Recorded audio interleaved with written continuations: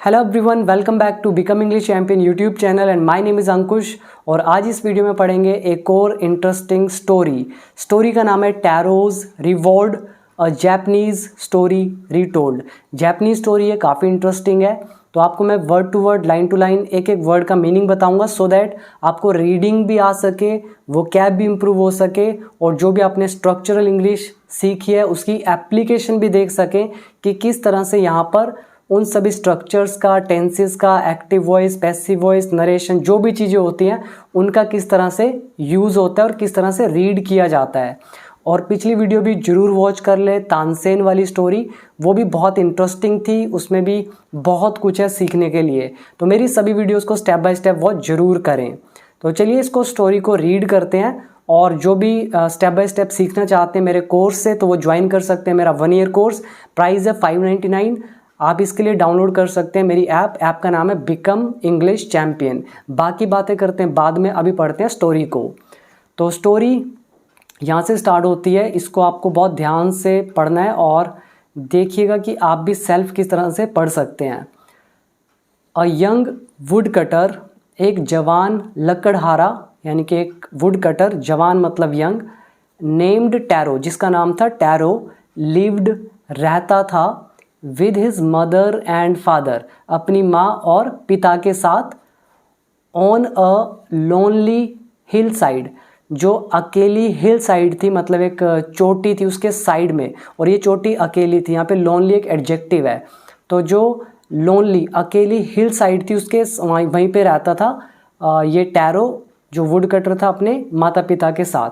तो पूरे का मतलब हुआ एक जवान वुड कटर जिसका नाम टैरो था, वो अपने माता पिता के साथ एक अकेली पहाड़ी के वहाँ रहता था। ऑल डे लॉन्ग, दिन भर, ही चॉप्ड वुड, वो लकड़ियाँ काटता। तो चॉप का मतलब क्या होता है? छोटे छोटे पीसीज में काट देना। तो जैसे आप पढ़ते हैं कट मतलब एक बार में काटना, और चॉप मतलब कट इनटू पीसीज, छोटे छोटे टुकड़े कर देना। तो ऑल डे लॉन्ग, वो पूरा दिन, he chopped wood in the forest, वो जंगल में लकड़ियाँ काटता। तो वर्ड आप याद कर ले, पहला है वुड कटर, लकड़हारा, लकड़ी काटने वाला, लोनली मतलब अकेला, हिल साइड मतलब जो चोटी का साइड है वो, और ऑल डे लॉन्ग यानी कि दिन भर, चॉप मतलब कट इनटू पीसेस, छोटे छोटे टुकड़े कर देना, जैसे आप वेजिटेबल को चॉप करते हैं। दो, हालांकि, ही वर्कड वेरी हार्ड, वो बहुत मेहनत करता, फिर भी he earned very little money, फिर भी वो बहुत थोड़ा पैसा कमाता। अब यहाँ पे कौन सा स्ट्रक्चर यूज़ हुआ है? दो वाला स्ट्रक्चर। मैंने आपको वीडियो दिया था जिसमें दो का कॉम्बिनेशन, हाउएवर का और येट का, स्टिल का, इवन देन का, वो स्ट्रक्चर कराया था, वो यहाँ पे यूज़ हो रहा है, आप देख सकते हैं। ऑल्दो इज, हालांकि, ही वर्कड हार्ड, बहुत मेहनत करता था, और ये जो कोमा लगा है यहाँ पे आप हाउएवर का यूज़, स्टिल का यूज़ कर सकते हैं। और मैंने आपको ये भी बताया था अगर ऑल्दो का यूज़ करते हैं तो आपको यहाँ पे लगाना पड़ता है येट। हालांकि वो बहुत मेहनत करता था, फिर भी, यानी कि येट, वो बहुत थोड़ा पैसा कमाता था। दिस मेड हिम सैड, इस चीज़ ने उसको दुखी कर दिया। किसने? कि इतनी मेहनत करके भी इतना कम पैसा कमा रहा हूँ। तो दिस, इसने, मेड हिम सैड, उसको दुखी कर दिया। फॉर, क्योंकि। अब आपको लग सकता है फॉर का मतलब तो होता है के लिए, लेकिन यहाँ पे क्योंकि कैसे आ रहा है? तो मैंने आपको एक वीडियो में भी बताया था कि क्योंकि के 4 मतलब होते हैं।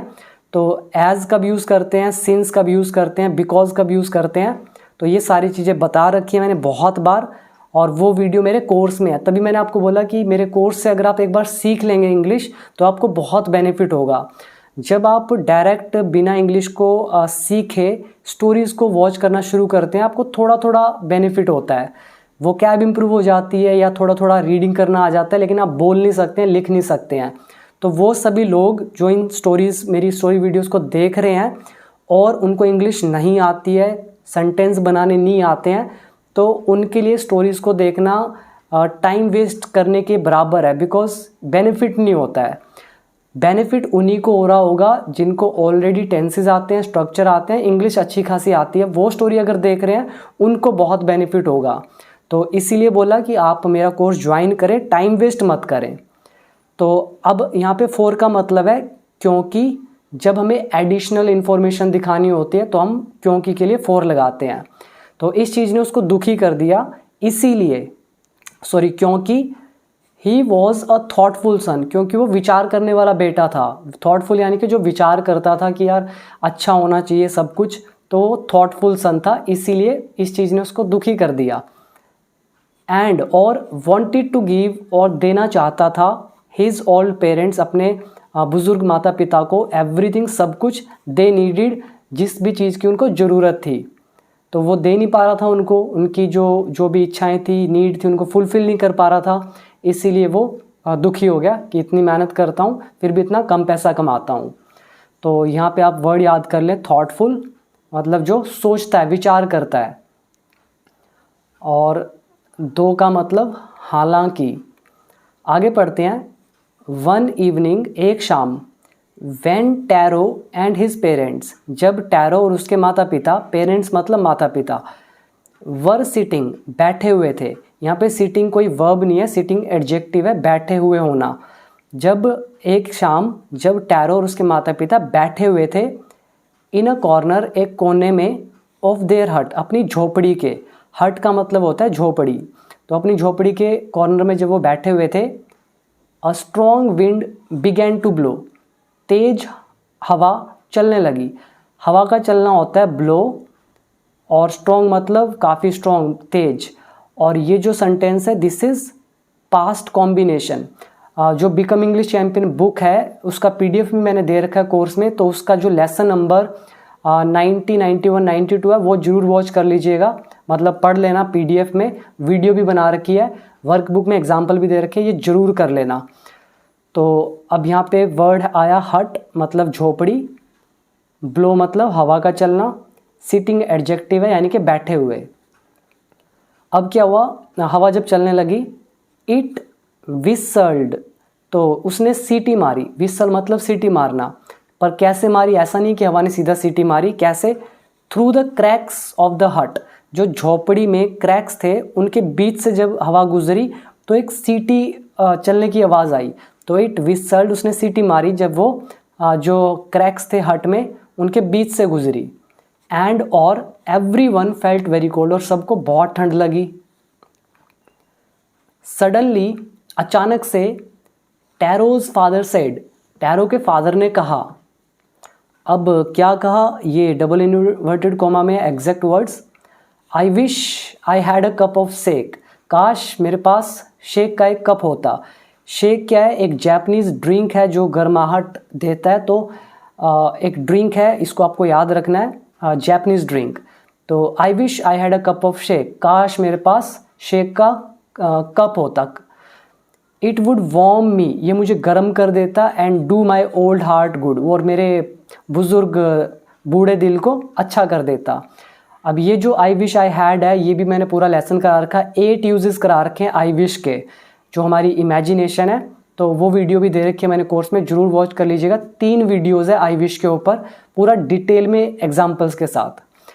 आगे लिखा है, this made tarot sadder then ever, मतलब पहले से भी उसको ज़्यादा दुखी कर दिया इस चीज़ ने। किस चीज़ ने, कि जब उसके पिता ने कहा कि काश मेरे पास शेक का कप होता तो मुझे और गर्मी ये देता, तो टैरो ने ये बात सुन के और भी ज़्यादा दुखी हो गया। पहले दुखी हुआ था जब उसने देखा मैं इतनी मेहनत करता हूँ, पैसे कम है कमाता हूँ, तो इसने दुखी किया, और भी ज़्यादा किया, इसलिए यहाँ पे सैड की जगह सैडर आया है, तो और भी ज़्यादा दुखी कर दिया जब उसने अपने फादर के ये वर्ड सुने। फॉर, क्योंकि, अब फिर से अगेन एडिशनल इन्फॉर्मेशन, फॉर क्योंकि, द हार्ट वार्मिंग ड्रिंक, जो ये दिल को गर्म करने वाला ड्रिंक था, कोल्ड शेक, जिसको शेक बोलते थे, वॉज वेरी एक्सपेंसिव, वो बहुत महंगा था। एक्सपेंसिव मतलब महंगा, तो यहाँ पे आप याद रखिए, हार्ट वार्मिंग दिल को गर्म करने वाला, सैडर मतलब जब कंपैरिजन कर रहे हैं, ये आप डिग्री ऑफ कंपैरिजन में देख सकते हैं, वीडियो 250 के आसपास है, यूट्यूब पे नहीं है, यूट्यूब पे मेरी आधी वीडियोस हैं, सारी वीडियोस कोर्स में, तो उसमें दे रखा है मैंने डिग्री ऑफ कंपैरिजन का लेसन विद एग्जांपल्स, वो देख लीजिएगा। तो और है एक्सपेंसिव मतलब महंगा, विसल मतलब सीटी मारना, और हट मैंने बता ही दिया है झोपड़ी। तो अब क्या हुआ, तो वो बहुत महंगा था शेक। तो how do I earn money, मैं पैसा कैसे कमाऊँ। ही आस्क्ड हिमसेल्फ, उसने खुद से कहा। How do I get a little shake, मतलब मुझे थोड़ा सा शेक मुझे कैसे मिले। For my poor old father, जो मेरे बेचारे ओल्ड फादर हैं, तो इनके लिए मैं लिटल शेक कैसे लेके आऊँ। फिर क्या हुआ, he decided to work harder than before, उसने डिसाइड किया, ही डिसाइडेड टू वर्क, काम करने का, हार्डर पहले से भी ज़्यादा, देन बिफोर पहले की तुलना में। तो उसने डिसाइड किया कि मैं पहले से भी और भी ज़्यादा काम करूँगा। तो हार्ड, वर्क हार्ड इज़ कड़ी मेहनत करना, वर्क हार्डर मतलब जो पहले की जा रही है उससे ज़्यादा करना, कंपैरेटिव डिग्री है हार्ड का हार्डर। नेक्स्ट मॉर्निंग, फिर अगली सुबह, tarot jumped out of bed earlier, तो टैरो बिस्तर से जल्दी उठा। अब जंप आउट ऑफ बेड इसका मतलब बिस्तर से उठना। आप जो डेली रूटीन यूज़ करते हैं, आई गेट अप अर्ली, तो आप यूज़ कर सकते हैं I jump out of bed early. तो वो जल्दी उठा अर्लियर देन यूजुअल, यूजुअल मतलब आम तौर पे जब वो उठता था, जैसे भी उठता था उससे भी अर्ली उठा। तो अर्लियर क्यों यूज़ किया, बिकॉज कंपैरेटिव डिग्री है, अर्ली, अर्लियर, अर्लीएस्ट। तो यूजुअल मतलब होता है आम तौर पर, तो जैसे वो आम तौर पे उठता था उससे भी अर्लियर उठा उस दिन वो। एंड और made his way to the forest, और वो जंगल में चला गया। ही चॉप्ड एंड कट, उसने चॉप किए, छोटे छोटे टुकड़े काटे और कट करता रहा लकड़ियों को। He chopped and cut, chopped and cut, वो काटता ही रहा, काटता ही रहा। एज द सन क्लाइम्ड, और जब सूर्य बिल्कुल ऊपर आ गया, एंड सून, और फिर जल्द, ही वॉज सो वार्म, और वो इतना गर्म हो गया, दैट कि he had to take off his jacket, कि उसको अपनी जैकेट निकालनी पड़ी। अब ये फिर कॉम्बिनेशन आ गया जो पिछली वीडियो मैंने आपको कराया था, सो और दैट वाला, कि वो इतना गर्म हो गया कि उसे अपनी जैकेट उतारनी पड़ी। पड़े के लेसन में हमने किया था हैड टू, और टेक ऑफ मतलब उतारना। तो आगे लिखा है हिज माउथ वॉज ड्राई, उसका मुंह सूखा हुआ था। And his face was wet, और उसका चेहरा गीला था। विद स्वेट, पसीने से। तो स्वेट बोलते हैं पसीने को, टेक ऑफ बोलते हैं उतारना, वो मतलब गरम, चॉप मतलब काटना, वेजिटेबल आप चॉप करते हैं, जंप आउट ऑफ मतलब उठना, अर्लियर मतलब आप कंपेयर कर रहे हैं, अर्ली, अर्लियर, यूजुअल मतलब आम तौर पर। तो आगे पढ़ते हैं, फिर देखते हैं स्टोरी। विद स्वेट मतलब उसका, हिज माउथ उसका मुंह सूखा हुआ था और चेहरा गीला था पसीने से। माई पुअर ओल्ड फादर, बेचारे मेरे बुजुर्ग पिता। ही थॉट, उसने माइंड में सोचा। Only if he was as warm as I, काश वो मेरे जितने गर्म होते। ये इफ़ ओनली है, यानी कि आई विश की जगह पे आप रिप्लेस कर सकते हैं, if only he was as warm as I, काश वो मेरे जितने गर्म होते। ये हमारा कॉम्बिनेशन है एज एडजेक्टिव एज का। एंड और विद दैट, इसी के साथ, ही बिगेन टू चॉप, उसने फिर से चॉप करना शुरू कर दिया, काटना शुरू कर दिया। इवन फास्टर, और भी तेजी से। Thinking of extra money, extra पैसों को सोचते हुए। ही मस्ट अर्न, जो भी उसको कमाने थे। टू बाय करने के लिए, शेक बाय करने के लिए जो भी उसको पैसे चाहिए थे उनको सोचते हुए। और कौन सा shake, to warm the old man bones, old man की बोन्स, उनकी हड्डियों को गर्म करने के लिए जो भी शेक बाय करना था, उसको कमाने के लिए जो पैसा चाहिए था एक्स्ट्रा, उसको सोचते हुए तो उसने और भी तेजी से काटना शुरू कर दिया। देन फिर सडनली, अचानक से, टैरो स्टॉप्ड चॉपिंग, उसने चॉप करना बंद कर दिया। अब यहाँ पे अगर मैं इन्फिनिटिव का यूज़ करूँ, to chop, Taro stopped to chop, इसका मतलब होगा टैरो रुका चॉप करने के लिए, काटने के लिए। और जबकि अगर मैं टू ना लगाऊं, जेरेंड का यूज़ करूं, तो टैरो स्टॉप चॉपिंग, यानी कि टैरो ने चॉपिंग करना बंद कर दिया, काटना बंद कर दिया। तो बहुत अंतर है इन्फिनिटिव और जेरेंड के अंदर। तो ये चीज़ मैं बहुत बार बता चुका हूँ, बार बार मेरे बताने से अच्छा है क्यों ना आप कोर्स को ज्वाइन करके खुद ही सीख लो। तो देन फिर अचानक से टैरो ने लकड़ी काटना जो भी था काटना बंद कर दिया। What was that sound he heard, वो कौन सी आवाज़ थी जो उसने सुनी। कुड इट बी, क्या हो सकती है, कुड इट पॉसिबली, क्या संभावना है कि वो हो सकती है रशिंग वाटर हो, यानी कि बहता हुआ पानी हो। रश यानी कि दौड़ते हुए जब जाते हैं तेजी से तो रशिंग वाटर, तेजी से निकलता हुआ पानी। तो बोला कुड इट बी, क्या हो सकता है, क्या हो सकता है संभावना है कि रशिंग वाटर हो। टैरो कुड नॉट रिमेंबर, उसको याद नहीं आया, एवर सीइंग कि उसने कभी देखा हो या सुना हो, और रशिंग स्ट्रीम की बहती हुई कोई स्ट्रीम है, इन दैट पार्ट, उस पार्ट में ऑफ द फॉरेस्ट, जंगल के।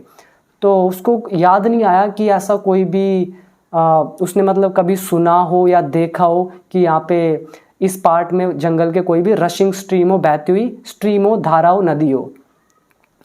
ही वॉज थर्स्टी, वो प्यासा था।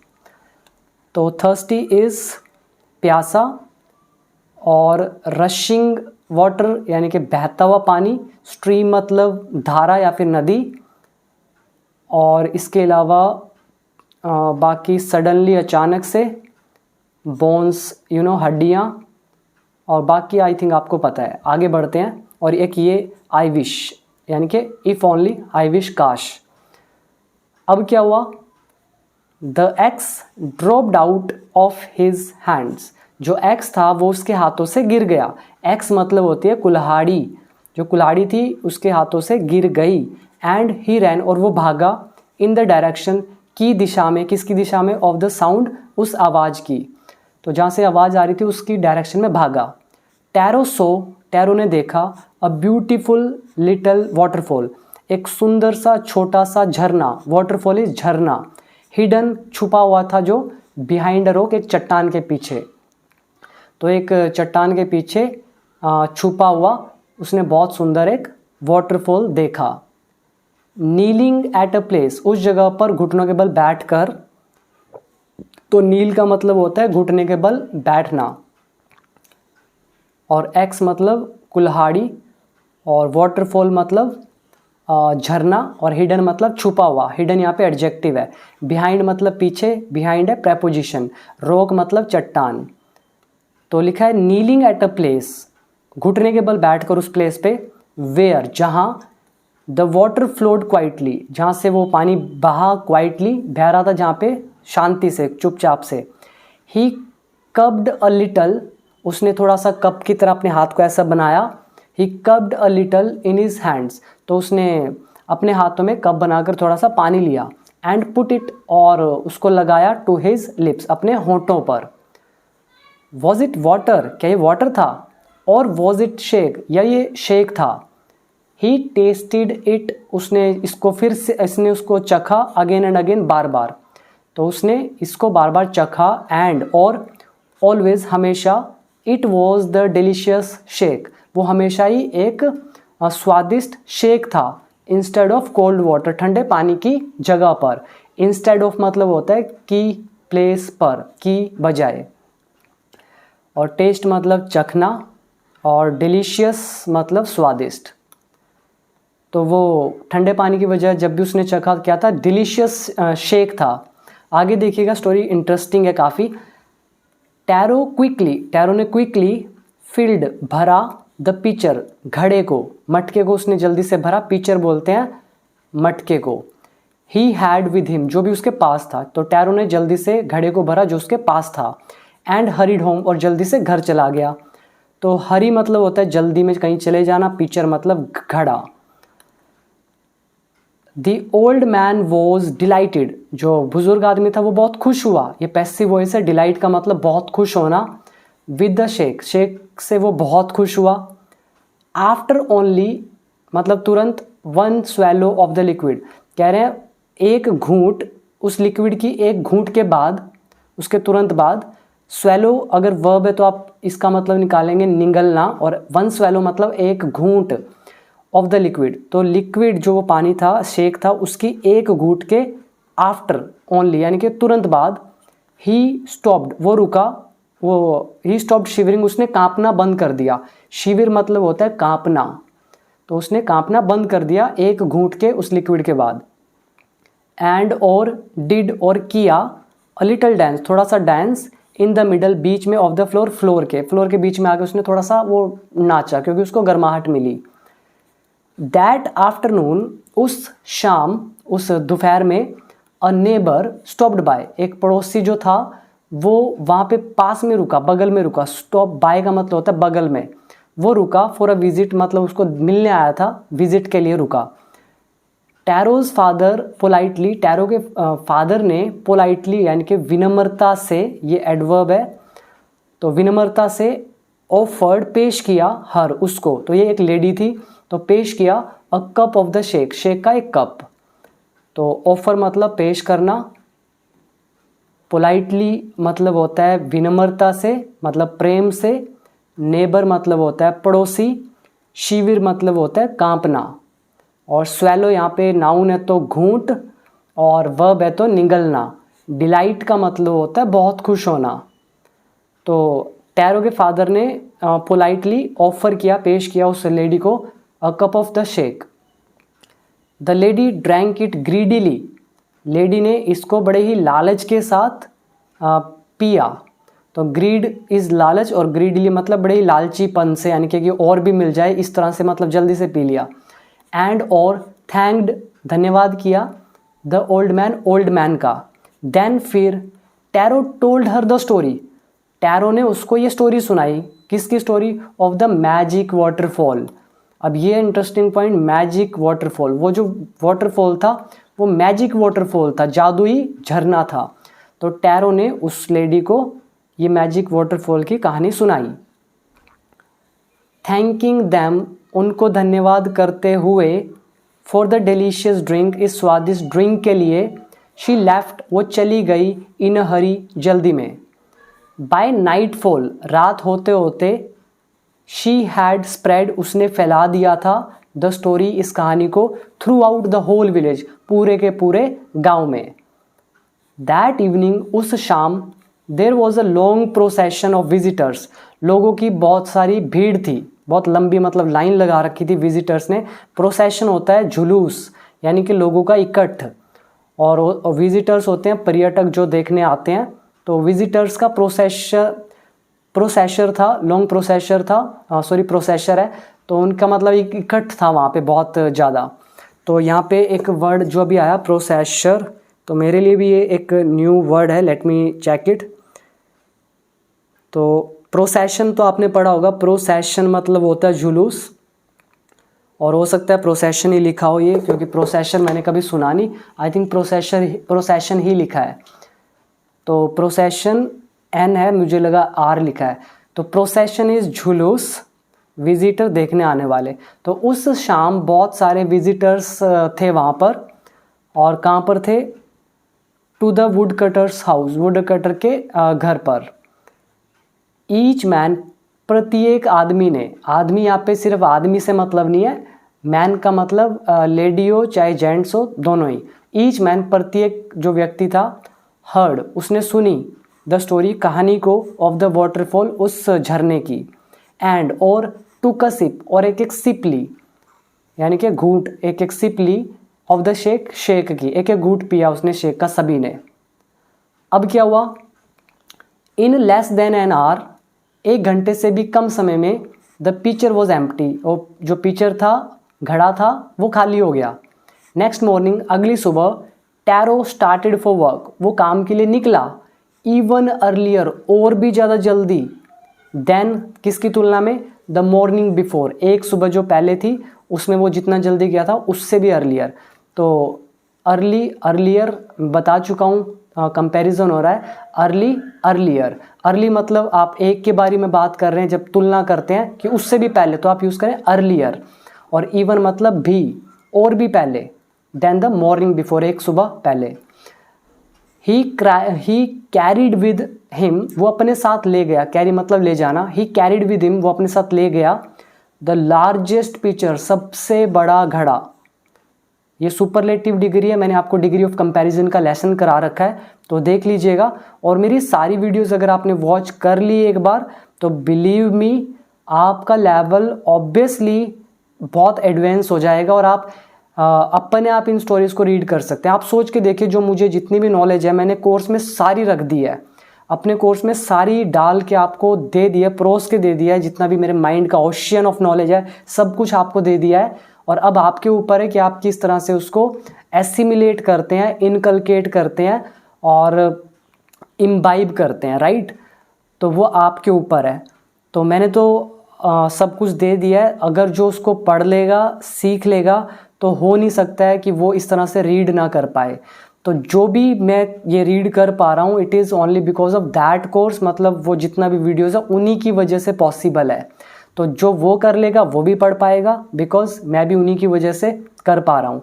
तो इसीलिए बोला कि आप टाइम वेस्ट ना करें, अभी इस वीडियो के बाद उस कोर्स को ज्वाइन करें, वहाँ से सीखें इंग्लिश को और साथ साथ वीडियोज़ भी वॉच करें। तो आगे पढ़ते हैं। तो ही कैरिड विद हिम, वो अपने साथ ले गया, लार्जेस्ट पिक्चर, सबसे बड़ा घड़ा, ही ओन्ड, जो उसके पास था। ओन मतलब होता है जो पास में होता है, और पिक्चर इज घड़ा, और इसके अलावा वर्ड आए थे सिप करना, ये तो आपको पता है, आप एक एक घूंट पीते हैं पानी की, और कैरी मतलब होता है उठा के ले जाना। अब वो अपने साथ ले गया जो भी उसके पास सबसे बड़ा घड़ा था, फॉर, क्योंकि, एडिशनल इंफॉर्मेशन, क्योंकि, ही इंटेंडेड, उसका इरादा था, इंटेंड मतलब इरादा होना, ही इंटेंडेड उसका इरादा था, फर्स्ट ऑफ ऑल सबसे पहले, टू गो जाने का, टू द वाटरफॉल, वाटरफॉल के पास। व्हेन ही रीच्ड इट, जब वो उसके पास पहुंचा, ही फाउंड, उसने पाया, ऑल हिज नेबर्स देयर, उसको अपने सारे नेबर्स वहाँ मिले, टू हिज ग्रेट सरप्राइज, मतलब हैरानी में, he found, to his surprise, उसको बड़ी हैरानी हुई। ये मैं बहुत बार करा चुका हूँ, जब भी हैरानी होती है तो हम यूज़ करते हैं to someone's great surprise. To he found, to his great surprise, उसको हैरानी हुई जब उसने पाया, ऑल हिज नेबर्स देयर, अपने पड़ोसियों को वहाँ। दे वर कैरिंग पिक्चर्स, उन्होंने उठाए हुए थे, पिक्चर्स घड़े, जार्स मतलब जो भी कंटेनर्स होते हैं, बकेट्स बाल्टियाँ, एनीथिंग कुछ भी उठा रखा था। दे कुड फाइंड, जो भी उनको मिला, to hold the magic shake, उस मैजिक शेक को होल्ड करने के लिए जो भी उनको मिल सकता था वो सब उठा रखा था उन्होंने। देन फिर वन विलेजर नेल्ट, फिर एक विलेजर नेल्ट, वो घुटने के बल बैठा, नील मतलब घुटने के बल बैठना, सेकंड फॉर्म नेल्ट, वो घुटने के बल बैठा, एंड होल्ड हिज माउथ, और अपने मुंह को आगे किया, अंडर द वाटरफॉल, उस वाटरफॉल के नीचे उसने होल्ड किया, टू ड्रिंक, पीने के लिए। इसके बाद क्या हुआ, he drank again and again, उसने बार बार पिया, एंड देन, और फिर शाउटेड एंग्रीली, और फिर वो गुस्से से चिल्लाया, वाटर, नथिंग बट वाटर, पानी और केवल पानी, उसके अलावा कुछ है ही नहीं। तो एंग्रीली इज गुस्से से, शाउट मतलब चिल्लाना, और होल्ड इज माउथ मुंह को आगे करना, और नील इज घुटने टेकना, नेल्ट इज सेकेंड फॉर्म। तो उसने गुस्से से चिल्लाया कि यार तो यहाँ तो पानी और पानी के अलावा कुछ भी नहीं है, और जबकि वो सेम झरना था। तो यहाँ पे ट्विस्ट आता है, अदर्स ऑल्सो ट्राइड, दूसरों ने भी ट्राई किया, बट लेकिन देर वॉज नो शेक, कोई शेक नहीं था, ओनली कोल्ड वाटर, सिर्फ ठंडा पानी था। अब डबल इन्वर्टेड कॉमा में, वी हैव बीन ट्रिक्ड, हमारे साथ धोखा हुआ है, शाउटेड द विलेजर्स, विलेजर्स ने चिल्ला के कहा। तो वी हैव बीन ट्रिक्ड, ये पैसिव वॉइस का ट्रांसलेशन है, प्रेजेंट परफेक्ट, और ट्रिक मतलब धोखा करना किसी के साथ, तो वी हमारे साथ तो हुआ इसलिए passive voice, we have been tricked, हमारे साथ धोखा हुआ है। विलेजर ने कहा, गांव वालों ने कहा, वेयर इज टैरो, टैरो कहाँ पर है, लेट अस ड्राउन हिम, हम उसको डुबा देंगे, इन दिस वाटरफॉल, चलो उसको डुबा देते हैं इस वाटरफॉल के अंदर। ड्राउन मतलब डूबना, और लेट मतलब डुबाना, लेट अस ड्राउन डुबाना, लेट अस ड्राउन इज हम डुबा देते हैं, हिम उसको, इस वाटरफॉल में, यानी कि उन्होंने ये कहा होगा टैरो कहाँ पर है, हम उसको पानी में डुबा देंगे। बट लेकिन tarot had been vice enough, लेकिन टैरो जो था वो थोड़ा सा समझदार था, टू स्लीप, वो समझदार था कि वो स्लीप हो गया, मतलब हो सकता है वो किसी, यहाँ पे लिखा ही है वैसे, बिहाइंड अ रॉक, चट्टान के पीछे था वो, और वहीं पे वो स्लीप हो गया, यानी कि छिप गया, नीचे की तरफ हाइड हो गया, वो पीछे से सुन रहा था। तो tarot had been vice enough, वो काफ़ी समझदार था कि वो स्लीप हो गया, नीचे को बैठ गया, छिप गया चट्टान के पीछे। कब छिपा, व्हेन ही सो, जब उसने देखा, हाउ थिंग्स वर गोइंग, कि चीज़ें कैसी चल रही हैं, तो जो भी हो रहा था उसको देख के। तो he was nowhere to be found, वो कहीं भी नहीं मिला। ये पैसिव वॉइस है, ही ये तो हम कह रहे हैं कि वो कहीं नहीं मिला, टैरो कहीं नहीं मिला, तो वो तो मिला नहीं, तो ही वॉज फाउंड तो लिख नहीं सकते हैं, तो हम बोलेंगे ही वॉज फाउंड नोवेयर, ऐसा भी आप बोल सकते हैं, या he was nowhere to be found, तो उसको कहीं भी नहीं ढूंढा गया, मतलब वो कहीं भी नहीं मिलना था क्योंकि छुप गया था। तो ये जो टू बी थर्ड फॉर्म है, मैंने कई बार बताया कि इसका जो इफेक्ट है, वो जो काम होता है वो उससे पहले जो भी बंदा दिया होता है उसके ऊपर होता है। तो ही यहाँ पे पर्सन है, तो ये जो मिलने का काम है, ढूंढने का, ये इसके ऊपर हुआ, तो वो कहीं भी नहीं मिला।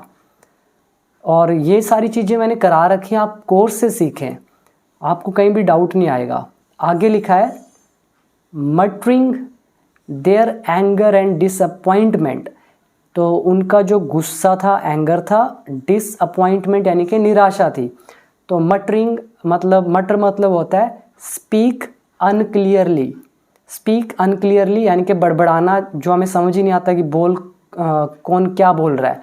तो अब गुस्से में आपने देखा होगा, जब भीड़ हो जाती है और वो गुस्से में या फिर वैसी बात कर रहे हैं, किसी को समझ नहीं आता है कि वो क्या बोल रहे हैं, लेकिन बस आवाज़ आ रही है कि कोई बोल रहा है। तो मटर मतलब बड़बड़ाना या स्पीक अनक्लियरली। तो मटरिंग करते हुए, अनक्लियरली बोलते हुए, गुस्से में और निराशा में। द विलेजर्स लेफ्ट, विलेजर्स चले गए, उसको छोड़ दिया, द प्लेस उस जगह को, वन बाय वन, तो विलेजर्स एक एक करके उस जगह से चले गए। Tarot came out from his hiding place, tarot अपनी छुपी हुई जगह से बाहर आया। वॉज इट ट्रू, क्या ये सच था? ही वॉन्डर्ड, उसने हैरानी से सोचा, वॉन्डर मतलब हैरानी से सोचना, तो उसने हैरानी से सोचा कि क्या ये सच था। Was the shake a dream, क्या ये जो शेक है वो एक सपना था, ड्रीम था। वंस मोर, एक बार फिर, ही कॉट अ लिटिल लिक्विड, उसने थोड़ा सा लिक्विड लिया, इन हिज हैंड, अपने हाथ में, एंड पुट इट, और उसको लगाया, इन हिज लिप्स, अपने होंठों से। It was the same fine shake, और ये तो वही से शेक था, बिल्कुल वैसा ही। टू द थॉटफुल सन, उस सोचने वाले बेटे के लिए, द मैजिक वाटरफॉल, उस जादुई वाटरफॉल ने गेव दिया, द डिलीशियस शेक, उस स्वादिष्ट शेक दिया उस थॉटफुल सन के लिए, उस मैजिक वाटरफॉल ने। टू एवरीवन एल्स, बाकी सब के लिए, it gave only cold water, उसने सिर्फ दिया ठंडा पानी। अब जो वो थॉटफुल सन था, टैरो जो था, उसकी भावना बहुत शुद्ध थी, वो भला चाहता था और वो केयरिंग था, तो उसकी जो भावना थी, काइंड हार्ट था उसका, तो उसकी वजह से जो वाटरफॉल था, उसकी सद्भावना की वजह से उसको उसने शेक दिया। जबकि जो दूसरे लोग आए थे वो सारे स्वार्थी थे, सेल्फिश थे, इसीलिए उस वाटरफॉल ने उनको ठंडा पानी दिया। अब क्या हुआ, द स्टोरी ऑफ टैरो, ये टैरो की story, and his magic waterfall, उसके जादुई इस झरने की जो स्टोरी है, रीच्ड, वो पहुंची, the emperor of Japan, Japan के सम्राट के पास। एम्परर इज सम्राट, तो एम्परर तो बहुत बार कर चुके हैं, मैं अकबर बीरबल की स्टोरीज बहुत सुना चुका हूँ आपको, तो उसमें बार बार आता है। तो अब क्या हुआ, इसके बाद उसके पास पहुंच गई स्टोरी, तो he sent for the young woodcutter, तो उसने यंग वुड कटर को बुलाया।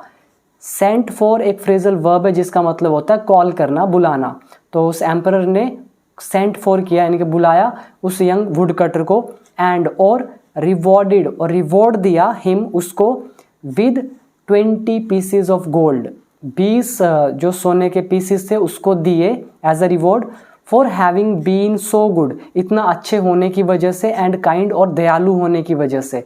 काइंड मतलब दयालु, गुड मतलब अच्छा, तो इसीलिए उसको पीस ऑफ गोल्ड दिए 20। देन फिर ही नेम्ड, उसने नाम रखा, द मोस्ट ब्यूटीफुल फाउंटेन, जो सबसे सुंदर फाउंटेन था, यानी कि ये जो झरना था, इन द सिटी, सिटी में, आफ्टर टैरो, टैरो के नाम पे।